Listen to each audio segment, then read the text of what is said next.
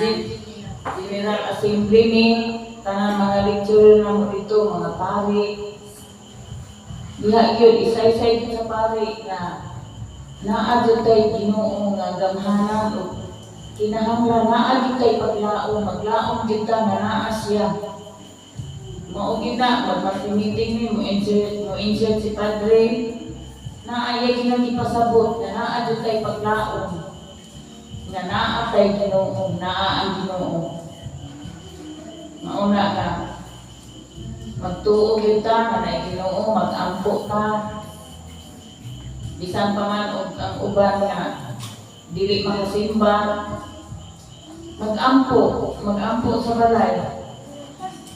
Dili na to hikalimtan ang Ginoo kay kita tanan maunay atong gipaabot siya o kinahanglan hugtan nato ang atong paglaom o ang atong pag-ampo para nga kita maluwas ta.